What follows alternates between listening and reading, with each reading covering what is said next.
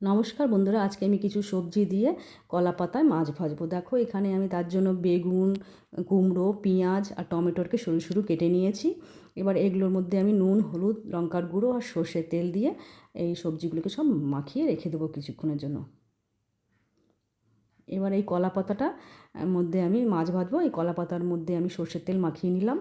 মাখিয়ে এবার এই যে আমি তাওয়ার উপরে বসিয়ে দিলাম। এবার এখানে মাছগুলোকে সুন্দর করে সাজিয়ে দেবো। এই মাছটাকে আমি নুন, হলুদ আর সর্ষের তেল দিয়ে কিছুক্ষণ আগে ম্যারিনেট করে রেখে দিয়েছিলাম। মাছ সাজিয়ে দিয়েছি, মাছের চারিদিকে আমি সবজিগুলোকে সাজিয়ে দেবো। দেখো এইভাবে, আর উপর থেকে একটু সর্ষের তেল দিয়ে দিলাম। এই রান্নাটা খুবই অল্প তেলে রান্না হয় বলেই খুবই হেলদি, আর খেতে তো দারুণ লাগে, খুবই সুস্বাদু।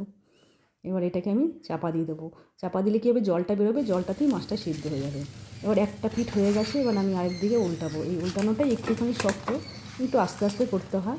এই দেখো উপরে একটা কলা পাতা দিয়ে দিলাম, দিয়ে একটা প্লেট কিংবা যদি কোনো জিনিসের উপরে ঢাকনার উপরে দিয়ে এটাকে এইভাবে উল্টে দিতে হবে। আমি উল্টে দিলাম।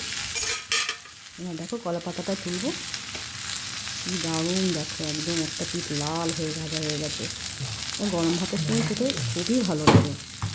এই দেখো বন্ধুরা, আমার তৈরি হয়ে গেছে কলা পাতায় মাছ ভাজা। কীরকম হয়েছে একটু জানিও। দেখা হবে নেক্সট ভিডিওতে। টাটা।